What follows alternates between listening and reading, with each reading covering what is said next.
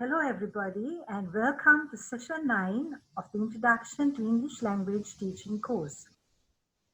The focus of session 9 is on the steps we can take as teachers to motivate our learners.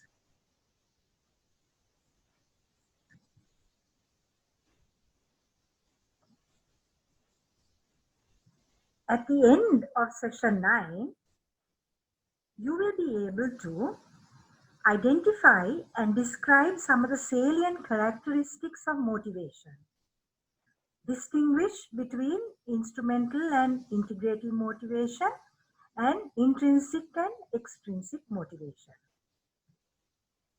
You will also be able to identify some factors that can affect student motivation in the ESL classroom.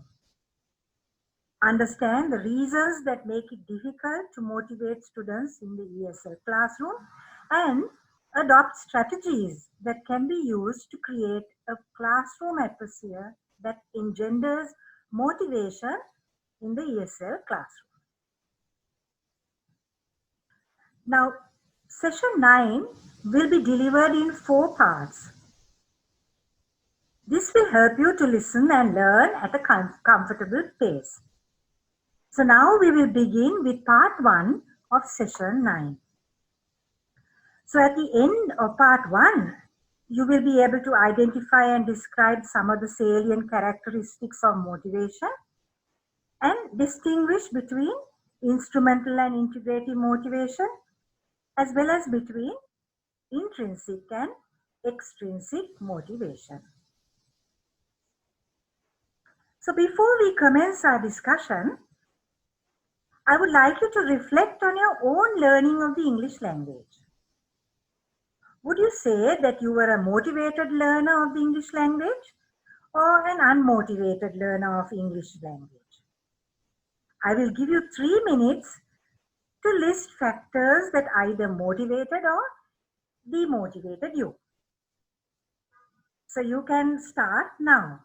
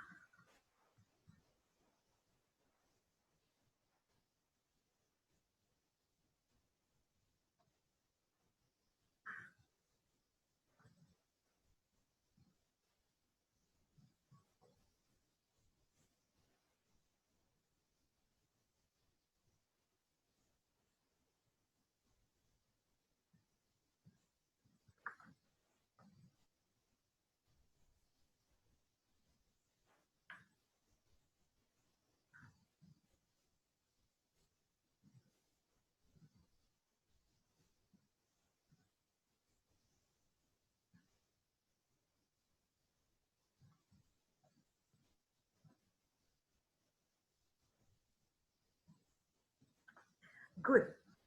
So before we proceed with the next part of our discussion, I would just like to ask you a couple of questions for you to think about. Now, did you know of someone who was very intelligent and smart, but never cared to engage in schoolwork and never got good grades? On the other hand, did you know someone who was not so promising in an academic way, but overcame many hardships and went on to do well, went on to university and secured a good career? What do you think was the reason for this? Now, I understand this is a complex question, but basically, much has to do with the individual's motivation. So, motivation plays a significant role in success or failure in learning. But now, shall we see what really is motivation? Now, if you were to define motivation, how would you define it? Well, actually, researchers have pointed out that motivation is a complex phenomenon, and giving a simple definition is not possible since it has many facets or features. So some have attempted, rather than define it, try to describe the characteristics of motivation. So one such description is that motivation is a theoretical construct used to explain the initiation, direction, intensity, persistence, and quality of behavior, especially when it is goal-directed. So that is one description of the characteristics.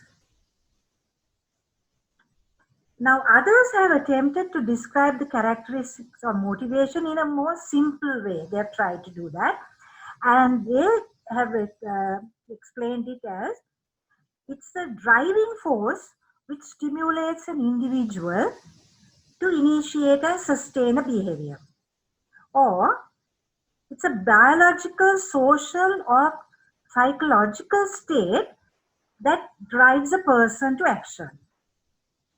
Or a desire that fuels an individual to perform or continue an action that is based on needs and wants of the individual.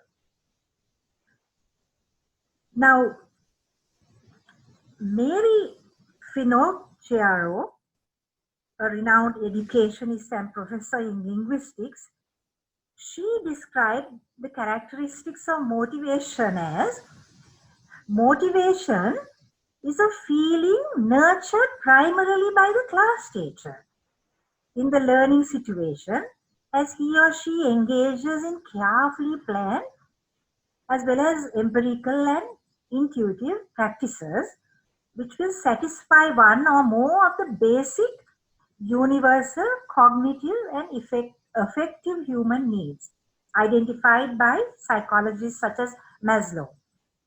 And the needs were the need for survival, belonging, identity, self-esteem, and self-actualization.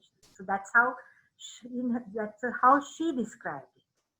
But you notice, in her description, she draws attention to the teacher as being the primary source of motivation in the classroom.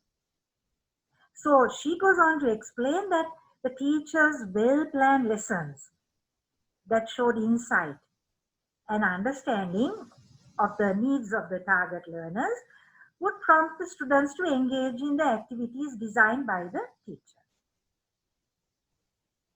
Now, coming to the second language classroom, what would we say? Well, as Littlewood points out, in the second language field, as in other fields of human learning, motivation is the crucial force which determines whether a learner embarks on a task or not, how much energy he or she devotes to it, and how long he or she will persevere.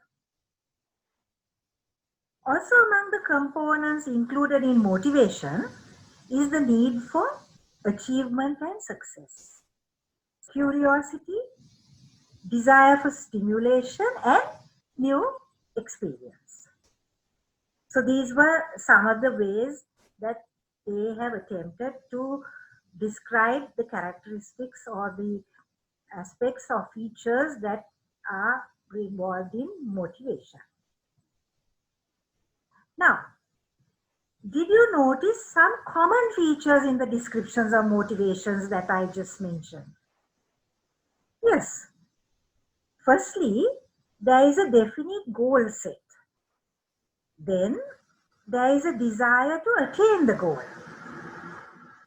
which is followed by effort and persistence, and a favorable attitude towards the activity. So from this we can clearly say that motivation has to be a central part of a student's educational experience. Actually, right from preschool to university and beyond, if they are to succeed.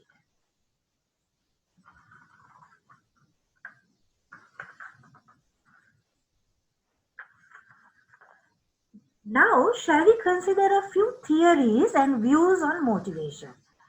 Since this will help us to be aware of what prompts motivation and what we as teachers can do to motivate our learners in the ESL classroom.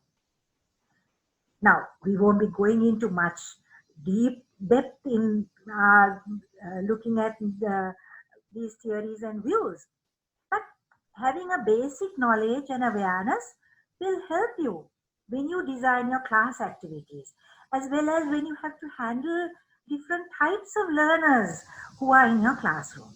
So this information will help you to understand this. Now, shall we look at uh, what is one view held by researchers is what is called the hedonistic view. Now, this view, the hedonistic view, is related to motivation that is based on the idea that people seek what is pleasurable and avoid what is painful. Now, you will agree that not all the learners in the class are the same. They all don't have the same interests and find pleasure in learning. So then, what steps can we take to attract our students to enjoy learning English? So drawing on the view now that humans desire what is pleasurable and then avoid what is painful, what is it we can do? We need to make the learning experience pleasurable and not painful. So how do you think we could do this? So one important way is to keep learning within the capacity of all our students, so that all students at the end of the lesson they would have gained something and they will feel a sense of achievement. Of course, later in our discussion we will consider some activities that we can conduct to motivate ESL learners by exploiting the desire for pleasure rather than pain. Now we come to another view. This is also related to motivation, and that is what is called the ego involvement view. Now, students who are ego involved will be seeking to perform a task to boost their own ego. That is, to show off that they can do it. Like, for example, to receive praise for completing a task, or sometimes because they completed a task, they are able to confirm their own self-concept. Now they have a concept, we are very clever, I can do it, I'm strong. So when they accomplish it, they sort of confirm that they are of their own self-concept.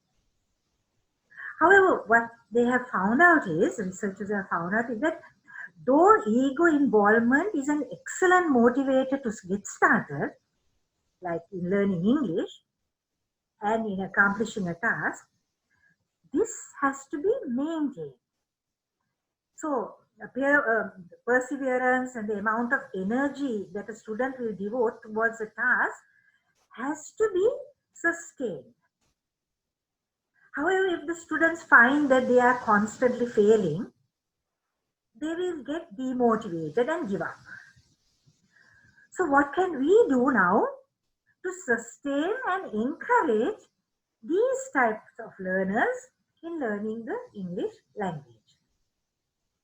So this might mean sometimes that we will have to provide extra support for struggling learners to boost their ego. Also, we will gradually have to help the learners to think of learning goals. That is, to what extent did they reach the goal or complete the given task. We need to keep this in mind also when allocating tasks. So this is with regard to the view of ego involvement. Now a further view is which is called ego enhancement. Now this view is also related to motivation. Now here the student sees a particular learning situation as a threat. So he or she either withdraws from it or might react to it in an unpredictable way. Now the students does not even want sometimes to attempt a task because of this negative perception. They want to maintain self-esteem and feel that failing in the task would affect their self-esteem. This view can have a negative effect on the student's progress in learning the language. And there are times when the student wants to protect his or her self-image, and what they do is they willfully make mistakes and prepare for failure so that then they would withdraw from a particular learning situation. So sometimes there are cases where it is the student himself or herself who sets unrealistic goals. So often when they have set this goal and they cannot reach it, and when they fail, very often rather than thinking, I need to improve, I have not worked on it, I didn't study sufficiently, I must give that great attention, rather than doing that, they blame the teacher. And you must have had that experience as well. Haven't you heard of them saying, the teacher did not do this in class, the teacher did not cover the syllabus, the teacher is very stingy to give marks. So now how do we handle this type of student?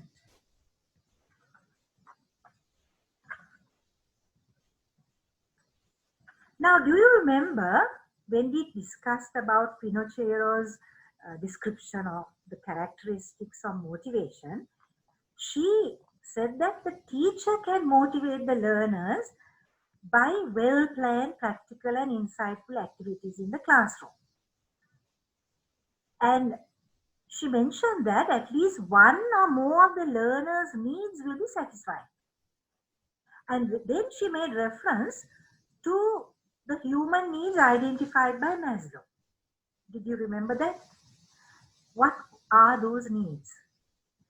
They are the need for survival, belonging, identity, self-esteem, and self-actualization.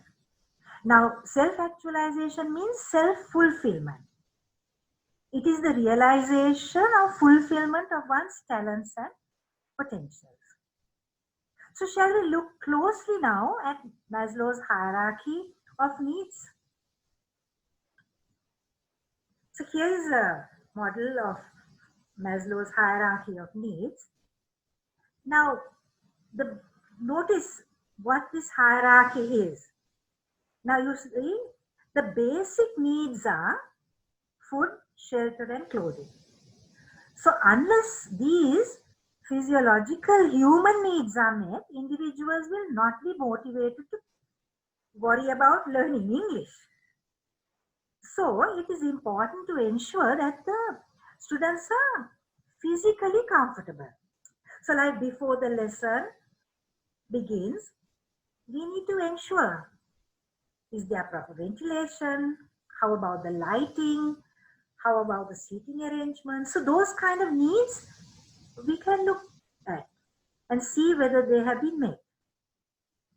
Now, once the physiological needs are met, then the students will then need the second level of Maslow's hierarchy.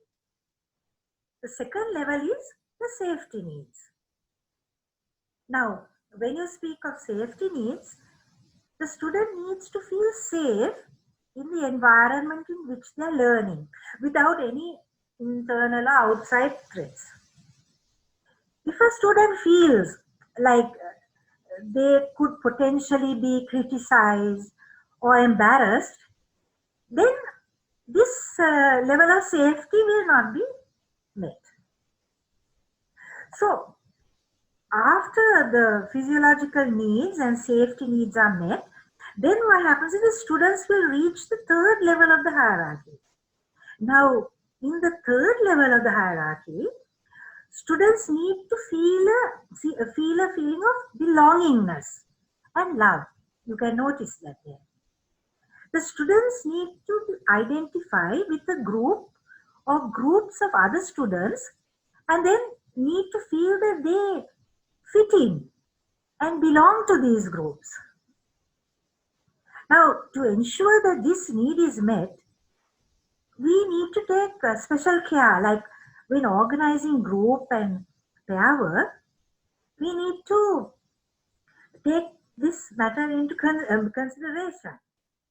Now, these group and pair work activities can be introduced to the class from the very outset of your class. From the time you begin teaching the learners, you can introduce this so they get used to it.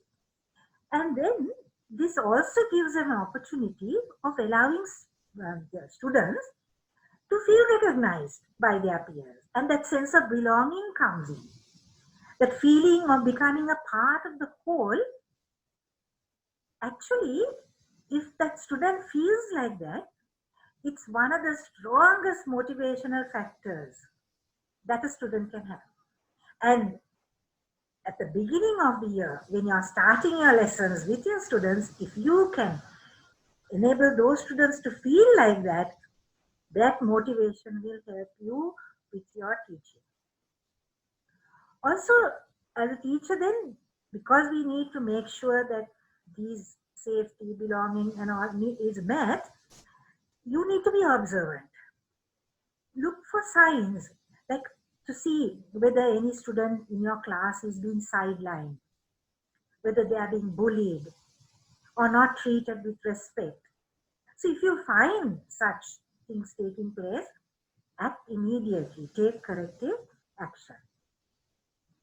Then we come to the fourth level of the hierarchy, which can only be reached after levels 1, 2 and 3 are met.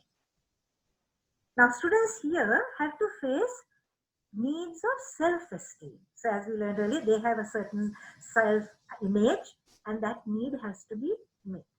Students want to establish high self-esteem or high esteem through recognition and achievement. So by getting recognition from others, then what happens is the student feels confident in their ability to learn.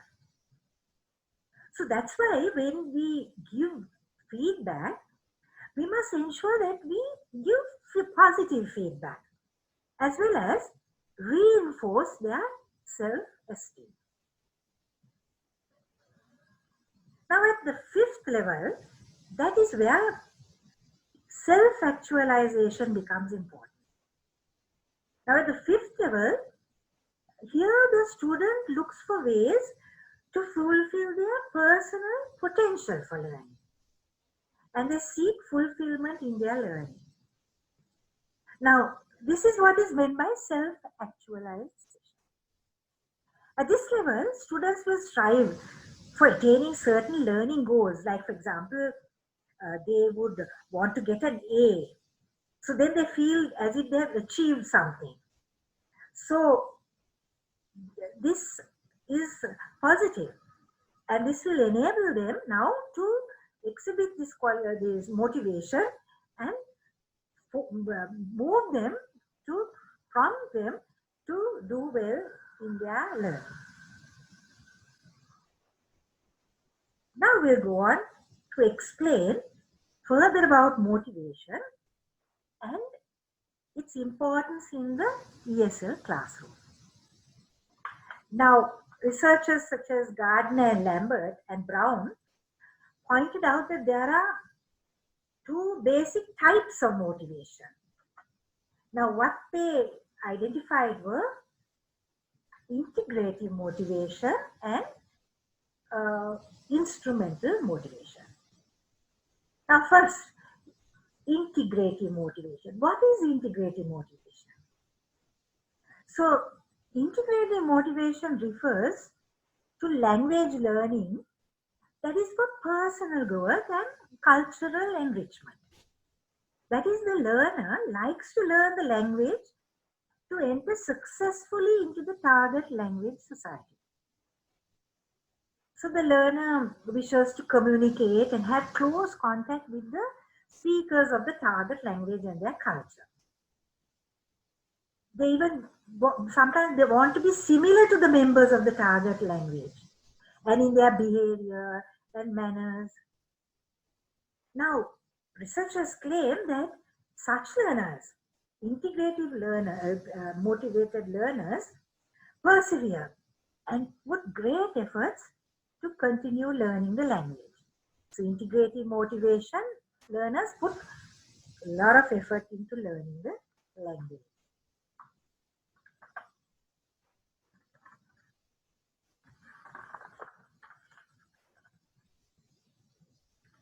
The next type of motivation identified by them was instrumental motivation. Now, this type of motivation, that is instrumental motivation, arises out of a need to learn the second language for functional or external reasons. For example, the learner is learning the language for some practical purpose, like for instance, to pass an exam, to get a better job, to get a higher salary. Also, now, if they are engaged in a technical job or activity, but they have to read the material related to that technical material. Like, for example, if they are studying ICT, then they need to learn, they have to read books on that. The books are in the language, say in English language. Then they will put that effort to learn the language, not so much for the sake of learning the language, but they learn the language mostly to be able to engage in that study of ICT. Then some learn the language because they have to engage in some kind of translation work. Or, in the case of some, achieving higher social status. So that is also there. So instrumental motivation then is often characteristic of second language, the language acquisition. So sometimes there is no intention, little or no intention of integration there. They learn it purely so that they can have it has some functional practical benefit. So in fact, some of them don't have any desire even to be integrated into the target language group at all. Now, some other types of this motivation has been identified, and Dorney defined the terms intrinsic motivation and extrinsic motivation. So, intrinsic motivation. Now, what does that refer to? So, intrinsic motivation refers to the motivation to engage in an activity because that activity is enjoyable to do. It gives a kind of satisfaction and that inner need or interest from within the student, that comes from within.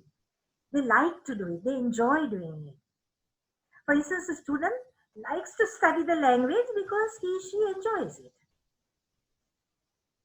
And when the learner engages in that, the learner feels a sense of accomplishment, especially when they see their progress. So this puts, actually, they put more effort than when they see that they are progressing well. Intrinsic motivation is consistently associated with high performance. And intrinsic motivation was strongly reflected in the earlier definitions of L2 motivation. So it is defined as, now the definition given of intrinsic motivation is the extent to which the individual works or strives to learn the language because of a desire to do so and the satisfaction experienced in this activity. So that's how they have defined the term intrinsic motivation. Now there's another opposite motivation to intrinsic, and that is extrinsic motivation. So that's easy. Intrinsic is now from inside, within. Extrinsic motivation is the desire to do or achieve something not for enjoyment of the thing itself, but because doing so leads to a certain result. So they get a result, that is what prompts them to do. So this refers to the action that is performed to get some kind of get some instrumental aims like earning a reward. For example, now little young learners, then when you give them stars or badges, then and praise, they like it. Praise and grades and such, even adult learners are like that. So you notice the motivation there is prompted from outside, beyond the self. So students who are extrinsically motivated respond well to competition and the opportunity to do better than others because they are primed towards the rewards that are offered. So then when there's some kind of competition going on, then they get motivated and they get interested in doing the activity or learn some point language point. Now, this activity, I don't expect you to do it now. Try out this activity later. So what I want you to do is to see to what extent you can identify the differences in the following types of motivation. That is intrinsic, extrinsic, integrative, and instrumental. And then reflect and think how your learners are motivated intrinsically and extrinsically. So you can think about that and do it at leisure, at leisure, but certainly do it. Okay. So now that we've come to the end of this part, the first part of our session 9, can you identify and describe some of the salient characteristics of motivation? Will you be able to do that? Also, can you distinguish between instrumental and integrative motivation, as well as rather instrumental and integrative motivation, as well as intrinsic and extrinsic motivation? So now our next session, part 2, will be on factors that can affect students' motivation in the ESL classroom and techniques and strategies that can be used to motivate students in the ESL classroom. So that is what we will be discussing in part 2 of our session. Thank you.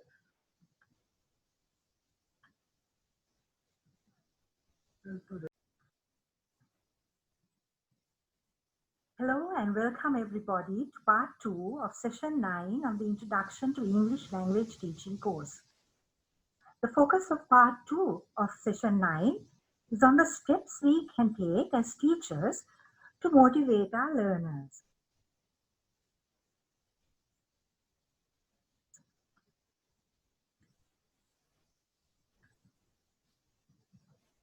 So at the end of this session, you should be able to identify factors that affect student motivation in the ESL classroom in the Sri Lankan context. Then recognize additional factors that prevent student motivation in the ESL classroom, and understand the reasons that make it difficult to motivate students in the ESL classroom. Now, just to get your schema going, can you identify which aspects in your classroom either motivate or demotivate your learners? You can think in terms of teaching approaches, activities, and physical resources. I will give you 3 minutes to complete the activity.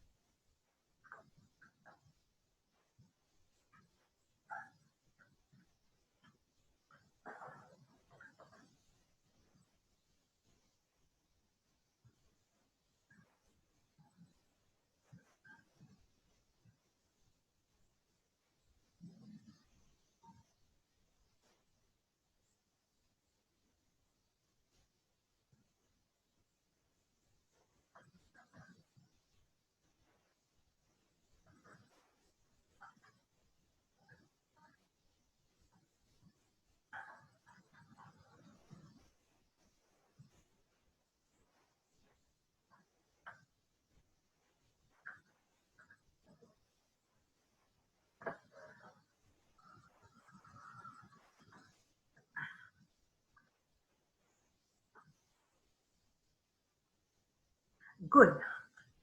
So that should have got your schema going on motivation. Now, considering the factors that affect motivation in the Sri Lankan context, the World Bank reports that in Sri Lanka, only 10% of the students in the public system achieve a targeted language mastery in the English language. Sri Lankan researchers have observed that it is not unusual to find students in Sri Lanka who are not motivated to learn English, which is a subject actually in the national curriculum. Since studying English at O levels or the A levels is not considered by the students as a priority. Likewise, teachers are not motivated to teach English as a second language.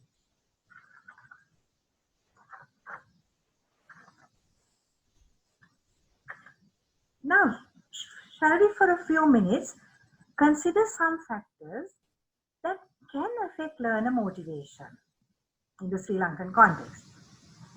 One is physical factors. These can adversely impact motivation in a classroom. Now, what do these include? One is large classes. Groups of 45 or more students in one class. Very often the classrooms are ill-ventilated, noisy, or they are held in unpartitioned halls. The other is furniture. This can also be a contributory factor. The seats may be uncomfortable and the furniture cannot be moved around easily. Further, minimal equipment and resources. That's another contributory factor. These can be motivating to the teachers as well as the students, because there's, like, for example, there's the availability of electricity, computers, multimedia. So those are not freely available in some schools. So teaching is then limited to just chalk and talk.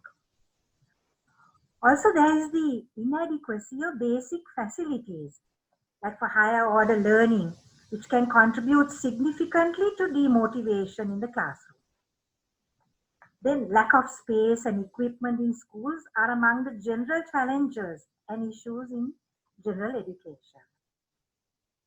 Limited space makes conducting activities like group work and such very difficult. Now, other factors in Sri Lanka that can affect motivation are time allocation for lessons. Now, ESL teachers have pointed out that this 40 minutes allocation for each lesson is insufficient for the English language period.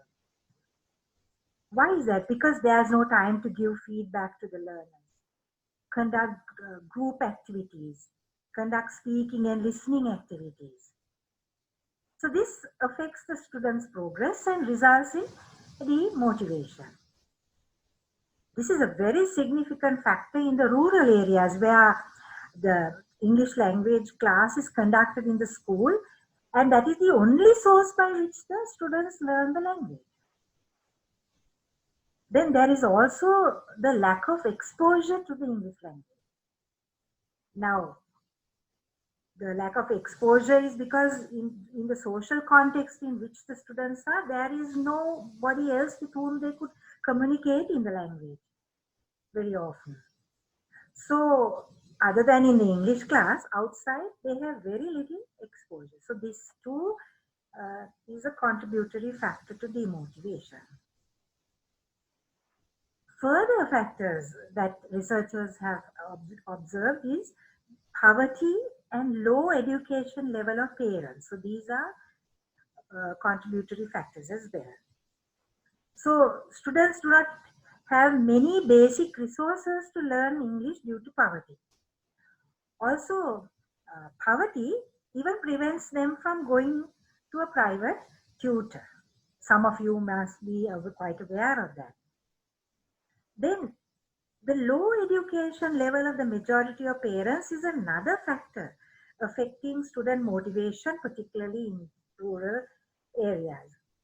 Many find it difficult to study as they cannot get help from parents when they are studying at home. Now, another factor is the attitudes of the parents towards the English. Now, this is in two types. Some parents, they are very exam result oriented and they want their children to receive A's and they put pressure on the students. So this has a negative impact on the students and can demotivate them. On the other hand, there are some students, some parents rather, who lack interest in motivating the children to study English. These are just some other factors that affect student motivation in the Sri Lankan classroom.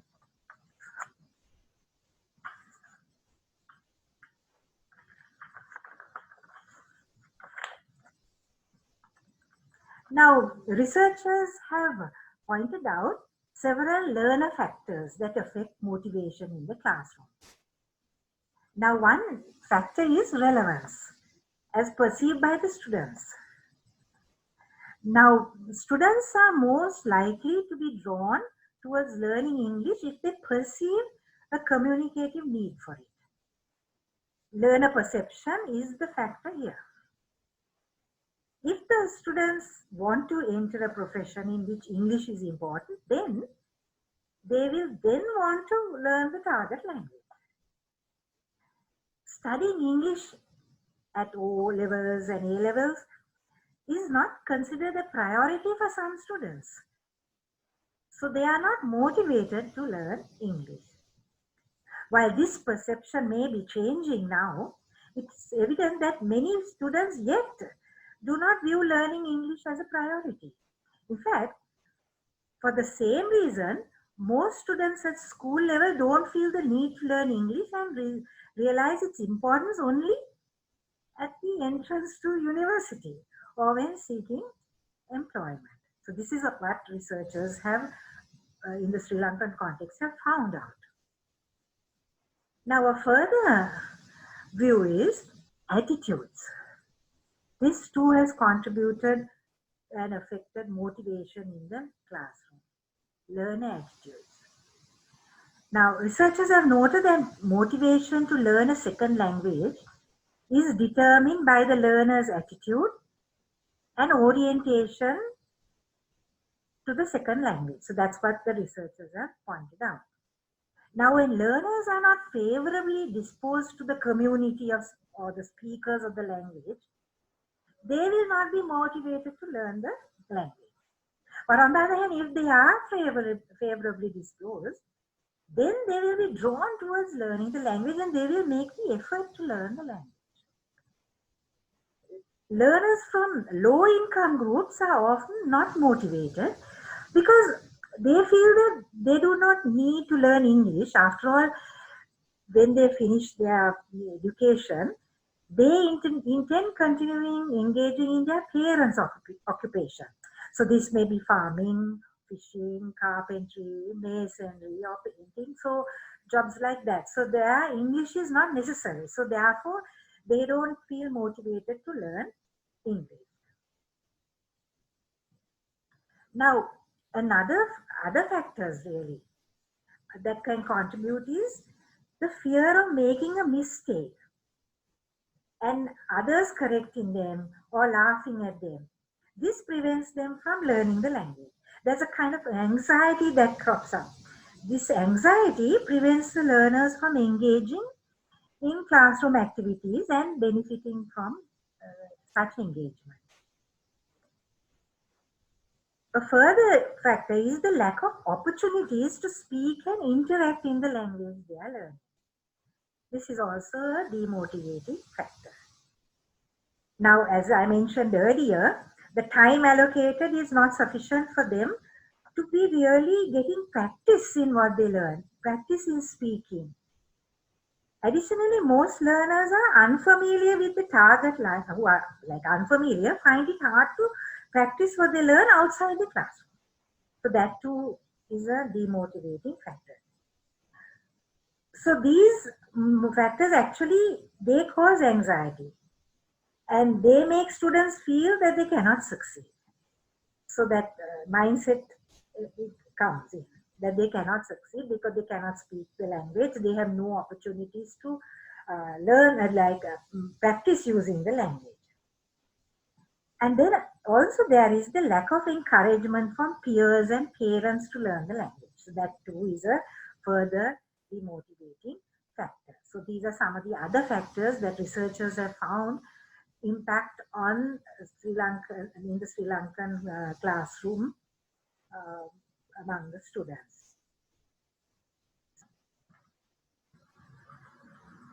Now we have talked about this earlier, but the other demotivating factor is the heterogeneous nature of the classrooms in the Sri Lankan context. There are the different levels of English language proficiency.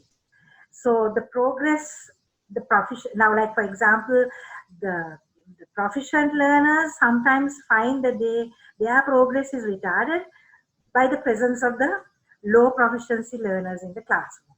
So there we get that mixture.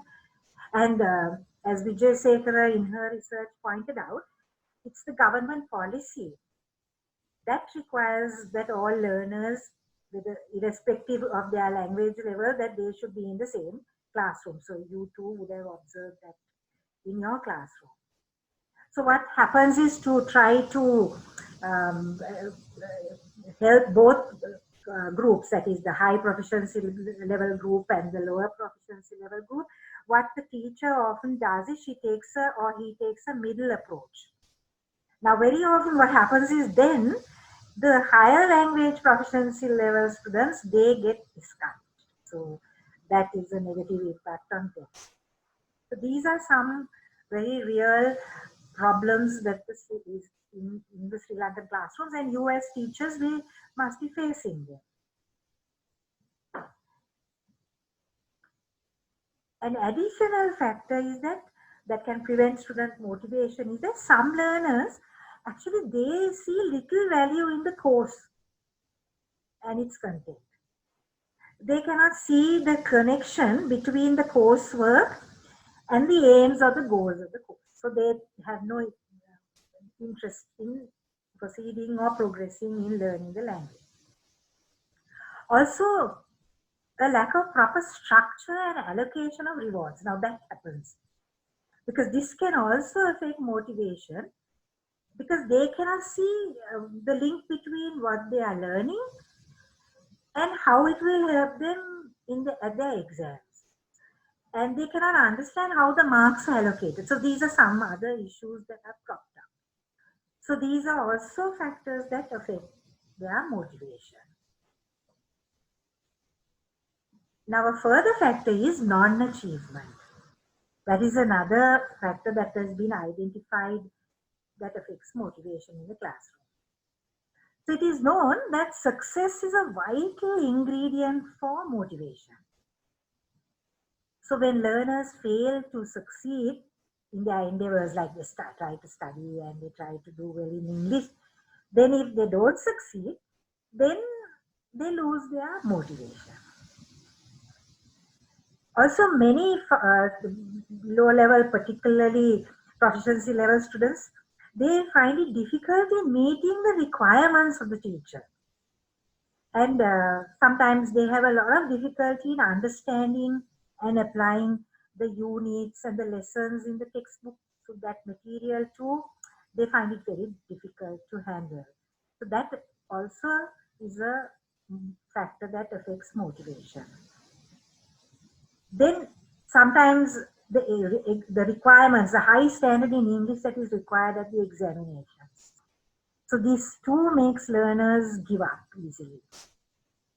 So learners feel, okay, I'm incapable of handling that. So they have a perception about that, and then they perceive the work that the course demands of them as being an overload. So they give up and they are demotivated or lack motivation.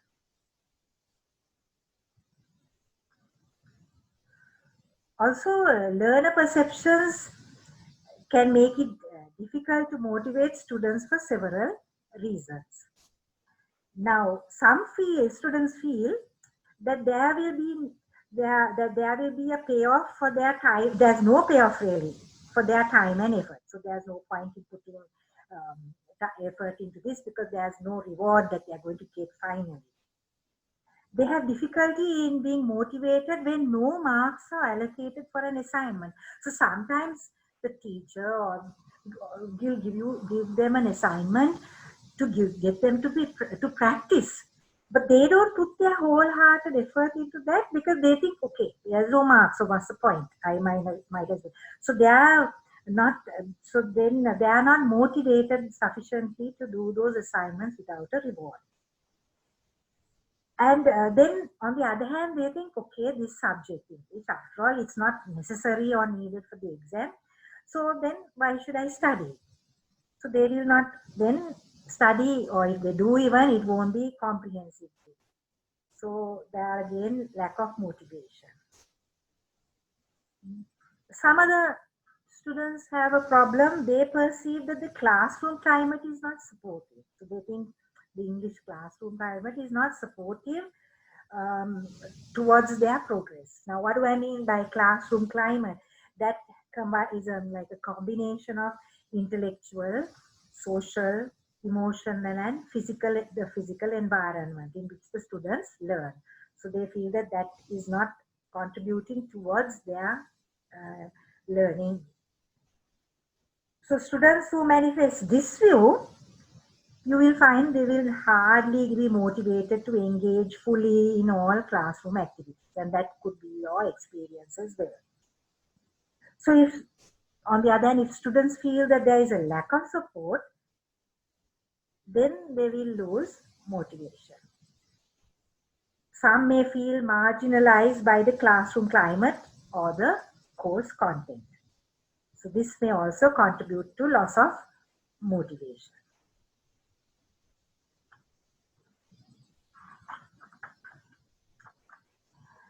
Another is the other priorities that compete for their time and attention. These too can impede student motivation. So some of these, of course, you would find are mostly related to adult learners. Like if you are taking, holding classes like with adult learners who are working, then some of these issues that are now that I will now discuss will come up. For example, these may be academic. So what is happening is they are studying several other different courses at the same time. So what often happens is then they can't give their fullest cooperation to this. So then their motivation deteriorates or it slows down. Yes, often the students, particularly in the higher grades, they are the ones who are studying like this, going for so many tuition classes or other courses. So they don't have that time to devote to do the homework and such. Even sometimes attending the class, even you will find some of them don't even attend the class. Then also there is professional development. Now this is mostly related to those who are teaching adult learners, where they come for classes to improve their English, but they are also having to attend conferences or workshops or other seminars and such. So again, uh, this puts a uh, uh, burden on them to find time to be able to devote towards learning the language. So this also, their motivation deteriorates here as well. Sometimes their involvements are related to social activities. Now, sometimes with a more younger crowd, you will find that a lot of their time goes with friends and finding a romantic partner, having fun, going to various places. So this also takes much of their time. The time they can devote then is less, so it's very difficult to motivate such students. Then also there is the physical priorities that might come up, like some feel no, they must get some more exercise, or they feel that they need adequate sleep or pursuit of other goals. So these too can impinge on their time, their energy, and their attention. And these too can be reasons for demotivation. So when they have this kind of mindset, it's very difficult to motivate these learners. And then, of course, there are other learners who really have various other issues, like they have a mental problem, physical health problems, then some substance abuse, and other personal problems. So these two can interfere with the students' motivation and the effort they put in to learning the language. So here we were looking at some of the negative aspects that can develop and to demotivate the learner, and these in turn make it difficult for the teacher to motivate the learners. So the discussion today was primarily looking at various factors that result in demotivation. So just to then recall what we did at the end in part 2 of session 9, do you remember? What are some of the factors that affect student motivation in the ESL classroom in the Sri Lankan context? Can you remember? What are some additional factors that prevent student motivation in the ESL classroom? So what are some reasons that make it difficult to motivate students in the ESL classroom? So we particularly looked at these three aspects. So what I would like you to do really is now to, to try and see whether you can answer these three questions that are posed here, which was discussed today in today's lesson. So we will now be going on to part 3 of session 9, and that will be dealing more on the techniques and strategies that you can use as in teachers to motivate the students, and how to adopt these strategies so that you can use, so that when you use it in the classroom, it will create an atmosphere that engenders motivation.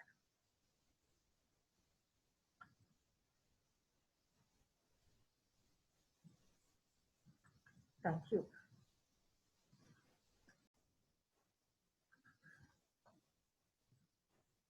Hello and welcome everybody to session 9 of the Introduction to English Language Teaching course. The focus of session 9, part 3, is on the steps we can take as teachers to motivate our learners.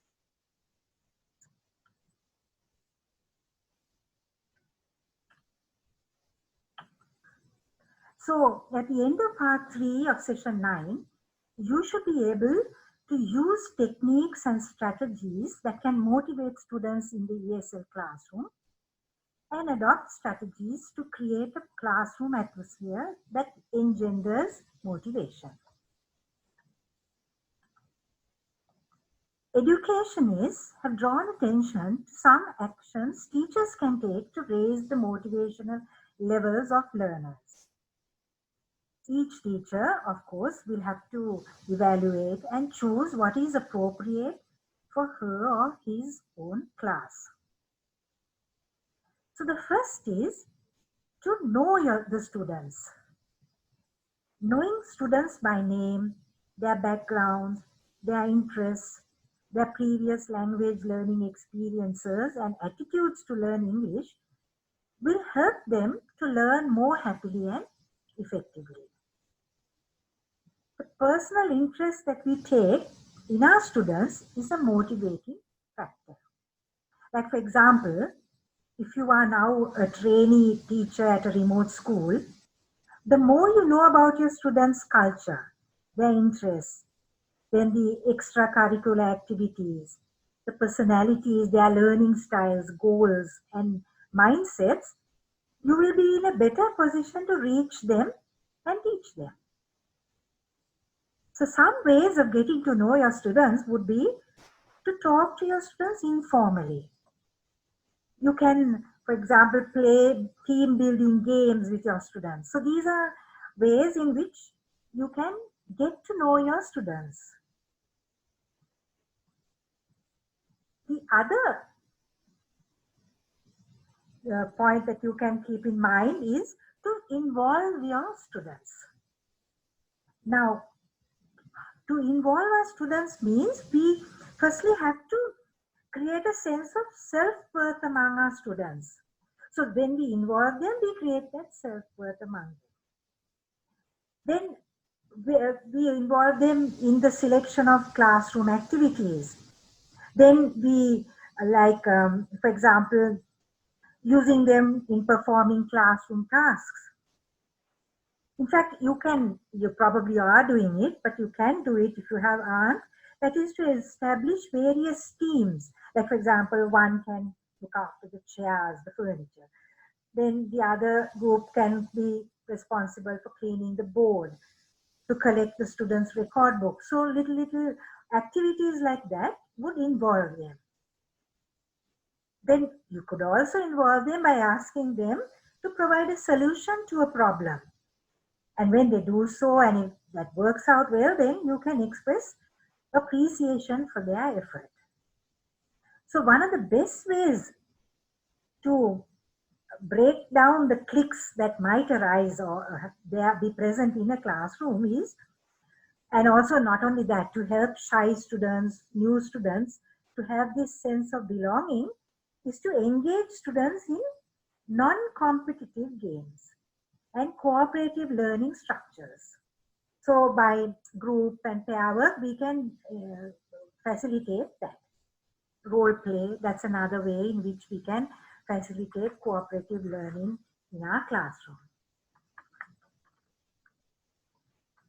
The other we need to be careful about is to engender motivation in our students is to balance between fluency and accuracy. Now, some activities in a lesson can focus on accuracy. Now, for example, practicing language structure. Now, supposing you have taught them the passive voice. Then after the lesson, you might want to have a drill on practicing that structure. So prior to that, you should announce your intention to the class and say, okay, this is what I'm planning to do. And now you also tell them that in this activity, that they will be focusing now on the accuracy of using the passive voice. So that in the event that they do not use that, then you have informed them that you are going to tell them so. So they are not, it doesn't come as a shock to them, then you have already informed them. Then other activities that you might use in a classroom can focus on fluency. And accuracy is of lesser importance. Now, for example, if you're having informal chats, there you wouldn't want to worry about accuracy. You're looking at their fluency.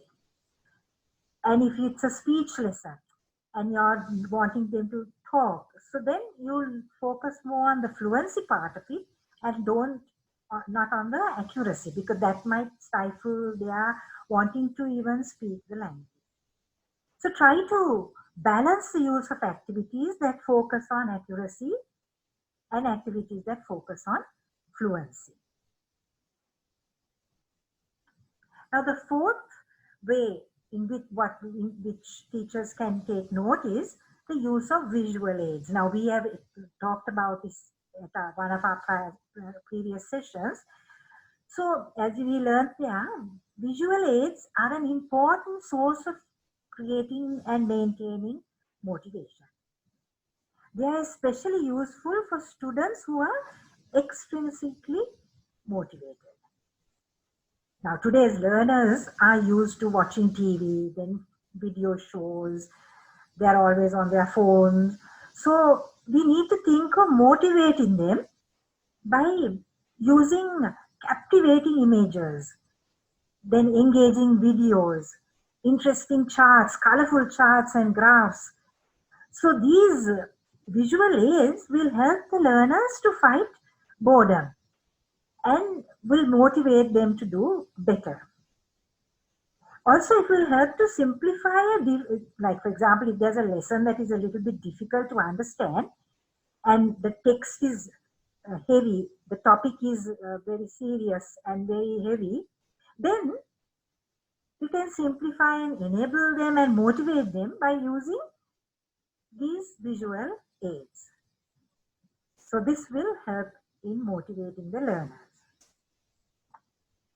Another way in which we can motivate the learner is by group and pair work. Now, as we learned earlier, being part of a group satisfies the learner's need for belonging, and also it gives them a sense of security.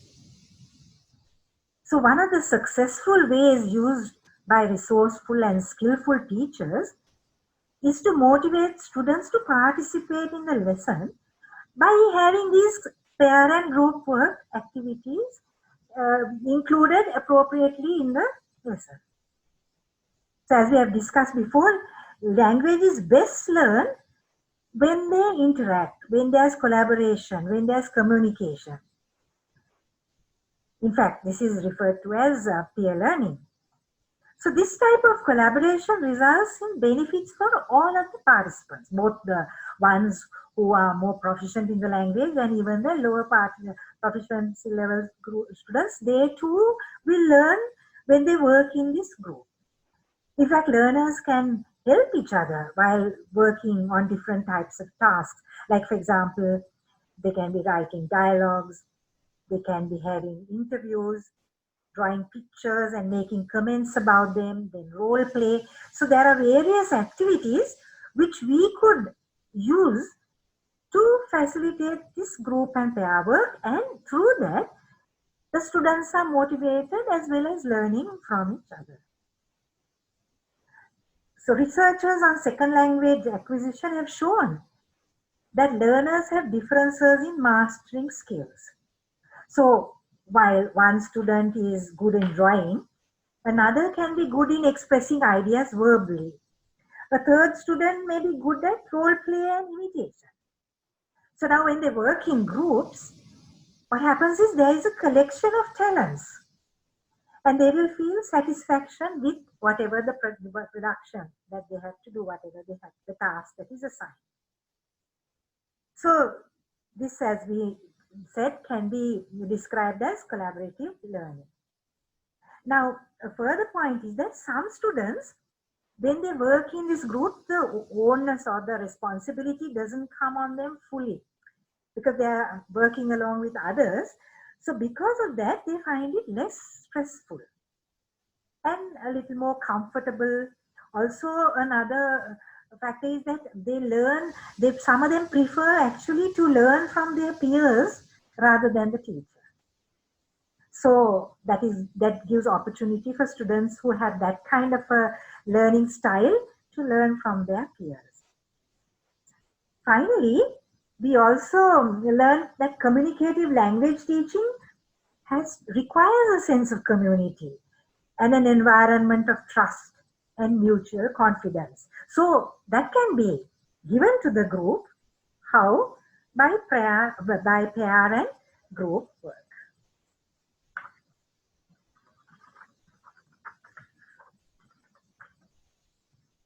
We come to a further way in which we can motivate our students, and that is to ensure success. Now, what is called on our part here is to individualize instruction to suit the needs and the levels of students, so that all the students will experience success and a sense of achievement. Now, when we do this, we need to take into consideration the strengths and the weaknesses of the students in our class. So when we are setting in class or even homework tasks, we need to be aware that some students will not be able to do some of the tasks that we might set. So vary the activities by including some that are less difficult, and so that in this way we enable those with lower, like with those without the ability and capability of doing all certain tasks, they also get an opportunity to show their strength. So ensure that all the students will experience a measure of success through the use of a variety of activities. So for instance, a student may not be able to write a composition on a topic.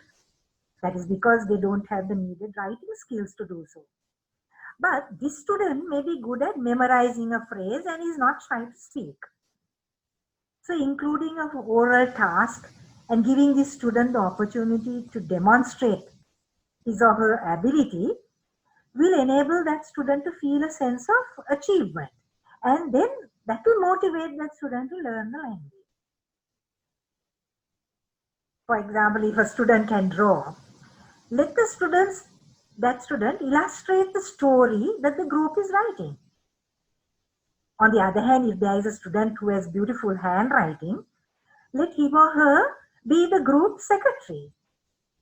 So if a student is creative thinker, then exploit that. Let that student come up with lots of ideas, maybe to solve a problem, to brainstorm a topic. So in addition to that, to ensure success, what a teacher also needs to do is to be generous with praise when that is due. Encourage the students. So if we adopt collaborative learning methods that and give them praise and facilitate, give them activities that is within their reach, so that they feel that they could achieve something that will ensure success. A further point is that we have to make sure that we create a conducive classroom atmosphere. That's number 7, create a conducive classroom atmosphere. So here we come to Maslow's hierarchy of human needs. Safety and security, those human needs must be met in the classroom. So how can we meet it? By creating a conducive classroom atmosphere. So the students should not be laughed at, neglected, or constantly corrected. They should be accepted for what they are. So classrooms where children or students feel safe to make mistakes without being embarrassed, share their thinking, ask questions, this kind of motivates them and is very productive in their learning experience. Also, predictable, consistent, and shared procedures will alleviate a lot of stress and distraction. So be consistent in the procedures that we adopt in class. Like for example, arriving at the correct time, starting the class at the time, distributing materials, then how we do engage in our daily routines. So those are some things, if they can be done consistently and the students are aware of the processing or the procedure, then it lowers their stress rather, and then contributes to a comfortable environment.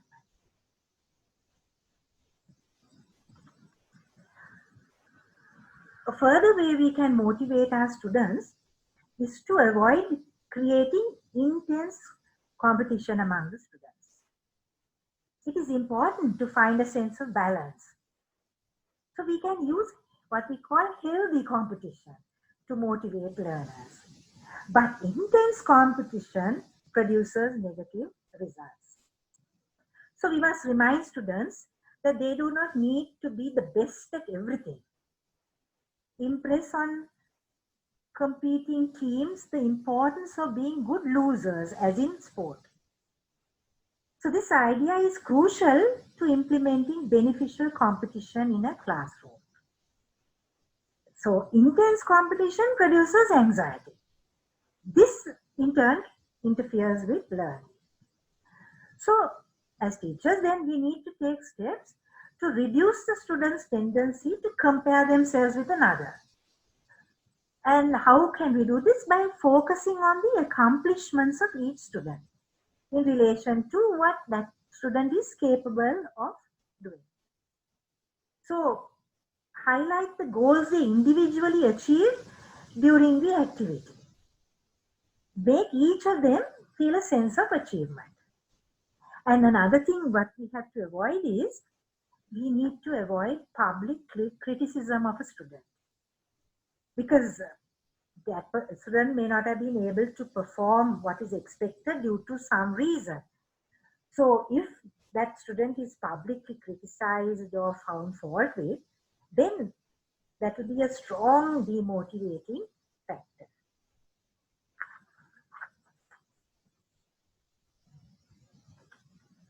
Also, teachers need to hold high but realistic expectations from the students.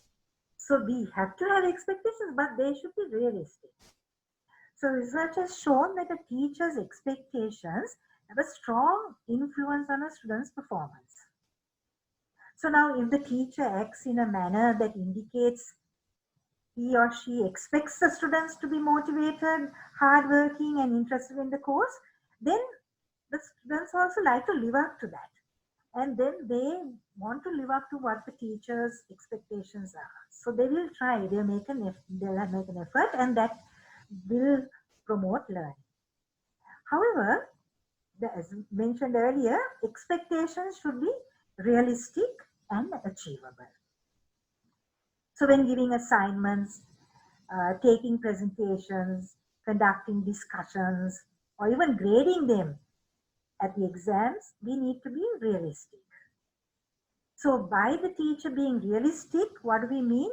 We mean that the teacher's standards are high, but not so high that the students get frustrated and discouraged in trying to achieve.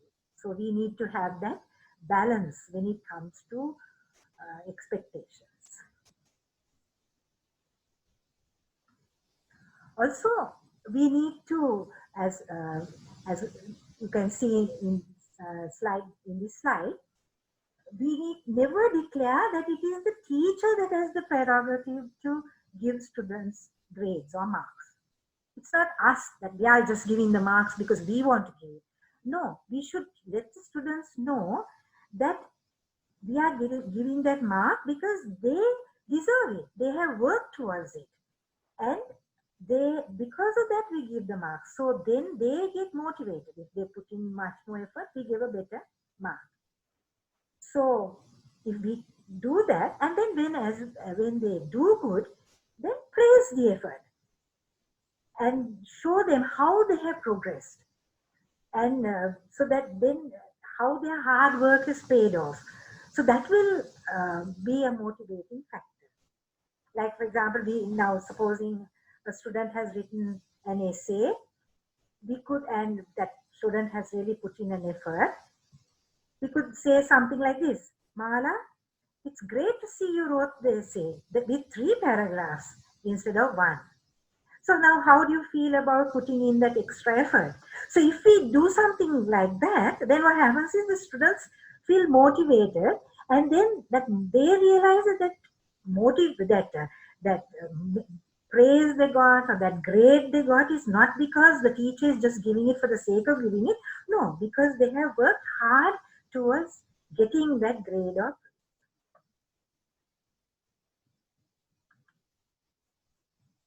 a further factor that we need to keep in mind is to tell students what they need to do to succeed in a course. So that makes it easy. Students should not be made to struggle to find out what is expected of them. The teacher should tell the students exactly what they must do to succeed. For instance, now if the students are to engage in a project at the end of a course, they must be informed as to what is required of them. So then they are prepared. The teacher should always be available to help the students in the case that the student needs help with some problem or issue that has developed. Like for example, at the higher levels, not at the lower levels, a student is assigned a supervisor to assist in writing a dissertation. Now the supervisor must help when the student encounters problems in carrying out the research. Of course, this does not mean that the supervisor does the work, but the supervisor there should be available to guide and advise the student so as to what the problem is, how to overcome it, so they could give some advice and assist the student. So that is how we could help students to succeed in a course. Now take a few minutes to do this activity. I will give you 3 minutes. You need here to indicate what you would do to create an encouraging classroom environment. Now we learned a lot as to what we as teachers can do to create a classroom environment that is conducive and promotes motivation. So now you can engage in this activity. What it really asks you to do is you need to indicate what you will do to create an encouraging classroom environment. What you will say to encourage your students, what you will do to engage your students, and what you will not do. So I'll give you 3 minutes to complete that activity.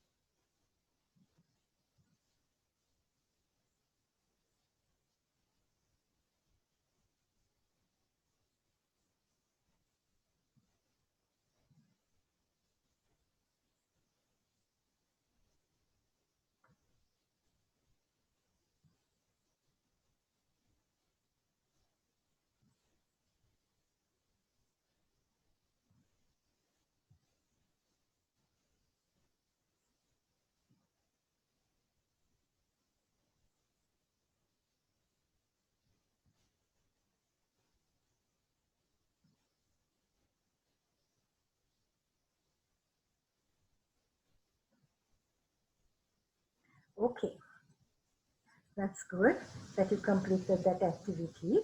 Now, there is another activity that I want you to do, but I'm not now. I would like you to do this later on when you have the time. And that is, can you identify and briefly describe 10 actions that a teacher can take to motivate his or her learners? So this takes a little longer, so we won't be doing it now. So afterwards, when you have time, I would like you to go through this and refresh your mind on what we discussed during this session. So sum up what we discussed today. At the end of this session, you should be able to use techniques and strategies that can motivate students in the ESL classroom and adopt strategies to create a classroom atmosphere that engenders motivation. Thank you.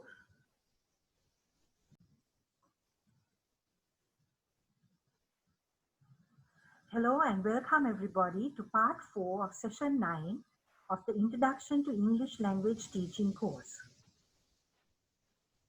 The focus of part 4 of session 9 is on more strategies to motivate students, as well as creation of a classroom atmosphere that engenders motivation.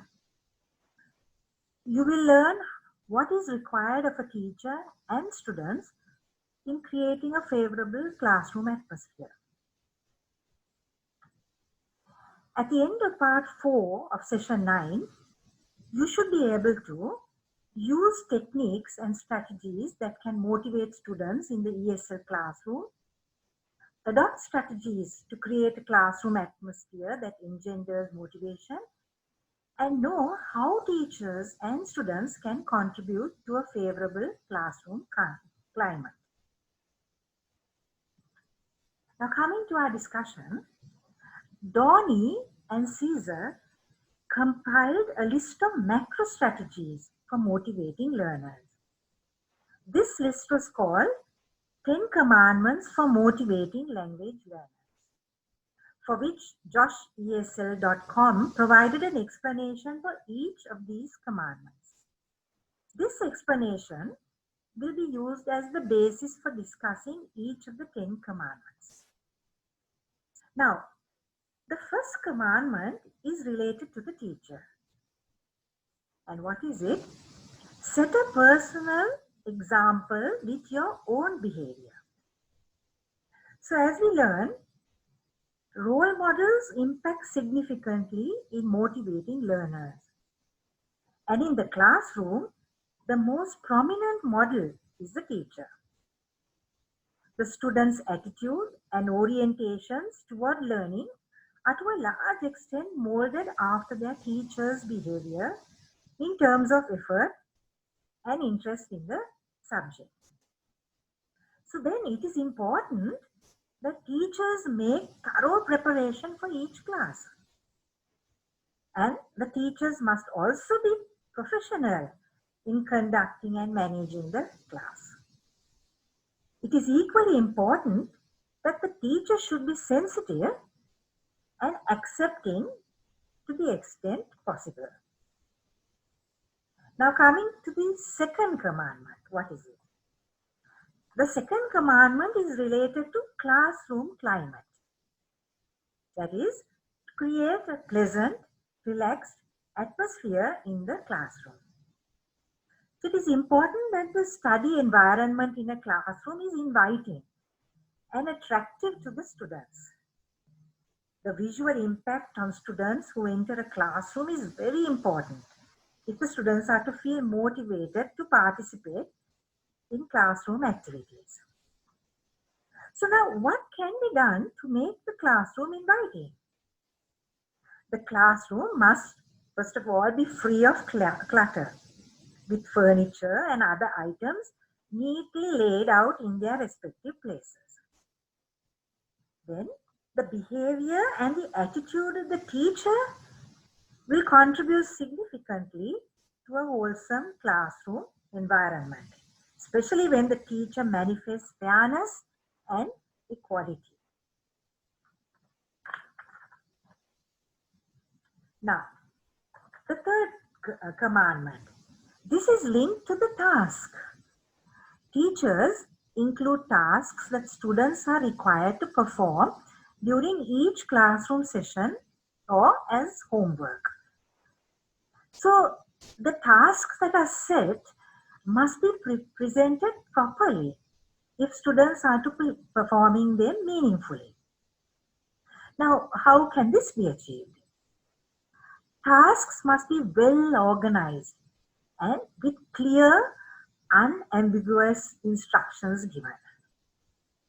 The teacher must be well prepared to conduct each task and ensure that students keep on the task. Now the fourth. Rapport is the fourth commandment. The teacher is required to develop a good relationship with the learners when interacting with them. So how can this be done? To do so, the teacher would want to first of all treat each student as a person, taking into account each one's background and their learning styles, their strengths and their weaknesses. Second, be caring by being alert to their needs and problems and providing needed help and encouragement. Third, showing empathy when dealing with each student, understanding how they feel. So that's important. The fourth is to show active compassion by assisting the students through difficulties that they experience.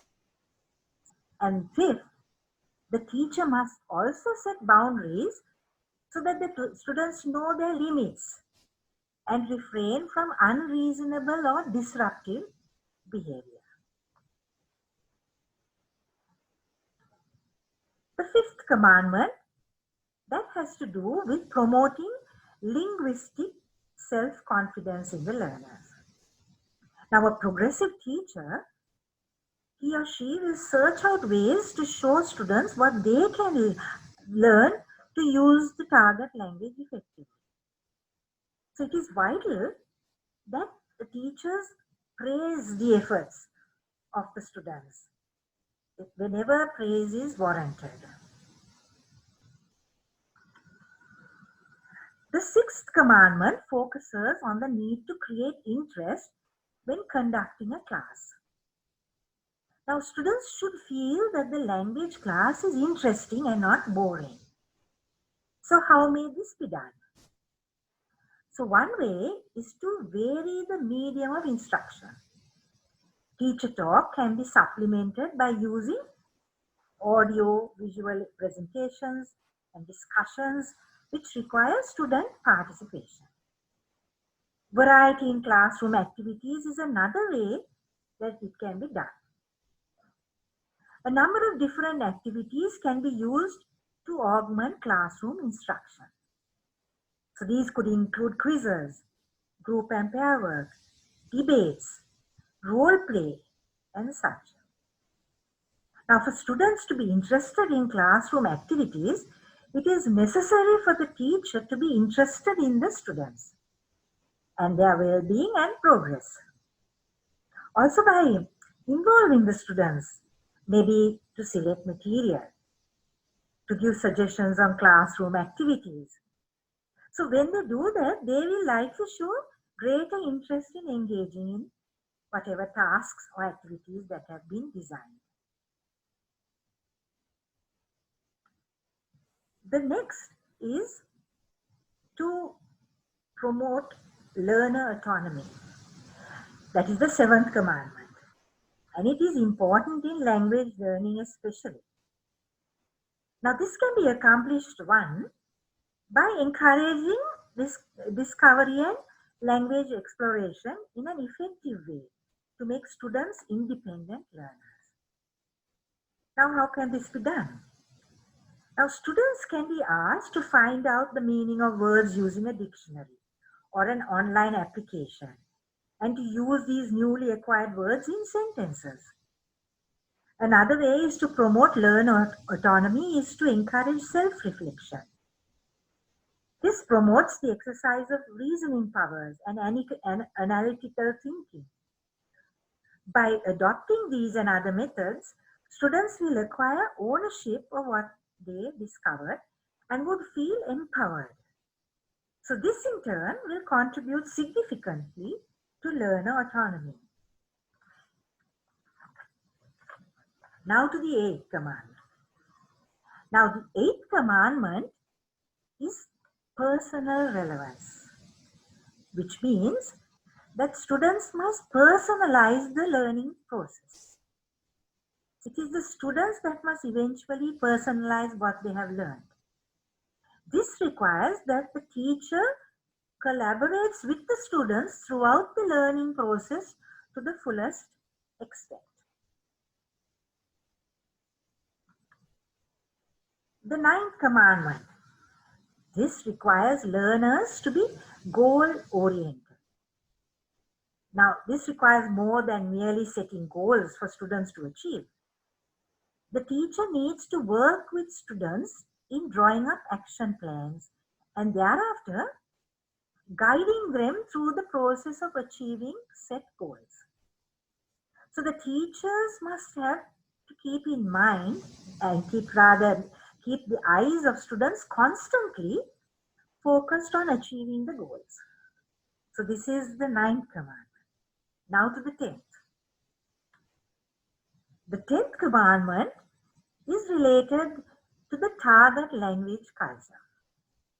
Now, since the target language is alien to most learners who are being exposed academically to a second language for the first time, they need to be assisted to become familiar with the cultural norms and behavior of the community that uses the target language. And the more the students imbibe the culture of the target language community, the better will be their ability to acquire the language. Most students are interested in the target culture, so teachers should not neglect teaching the culture. Now we have something for you to do. Well, this you do not have to do it now, but later on, after you have listened to the recording of this talk, you can then think about this activity. What is it? These are the 10 commandments for motivating language learners, which we discussed in our lesson. So what is expected is to see how you could do this in your classroom. So the 10 commandments are given to reflect, think of how it would be possible for you to implement this in your classroom. Now we come to the end of our session or session 9. And just to summarize what we learned in session 9, the 4 parts, that's part 1, 2, 3, and 4. So now that we have completed the session, our objectives were to be able to identify and describe some of the salient characteristics of motivation. So you should now be able to do that. Then distinguish between instrumental and integrative motivation and intrinsic and extrinsic motivation. Next, you should be able to use techniques and strategies that can motivate students in the ESL classroom. Also, adopt strategies to create a classroom atmosphere that engenders motivation. And finally, know how teachers and students can contribute to a favorable classroom climate. So I hope you enjoyed session 9. These are some of the references that I took the information from. So thank you.